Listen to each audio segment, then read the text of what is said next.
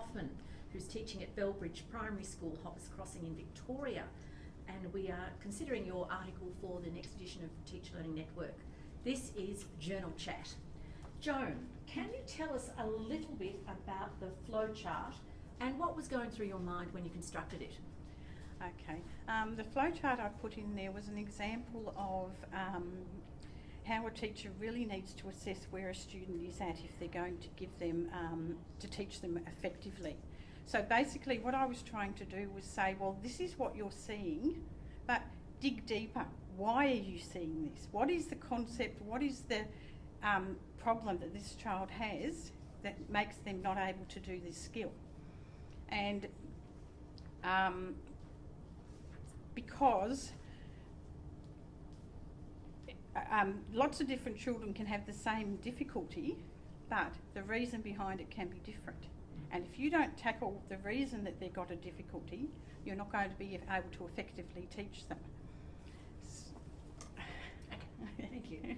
Right, now one of the things that we noticed here is your engagement with Hattie's work. So what is it about his particular work and points of view that gets you really fired up?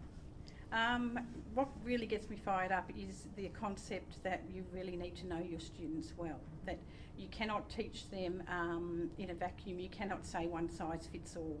You know, students are very, very different. Unless you really know what they understand, you are only going to confuse them if you're just trying to teach them things that are outside of their understanding or that or don't fit with their prior knowledge. Okay, you've got to start from where they're at, basically. So you're talking about a really sort of encouraging a relationship between student and teacher. That's the starting point for the deeper learning. Most definitely, yes. Now, you had a limited word space for the article. If you had unlimited word space, what else would you have included? Okay. Probably a lot more examples.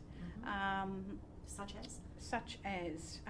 Well, in my flowchart, I only talked about reading for meaning, but we all know that there's a lot of things about visual information that children need to know. There's a lot of things about the syntax and of language that could equally have filled in a whole flowchart.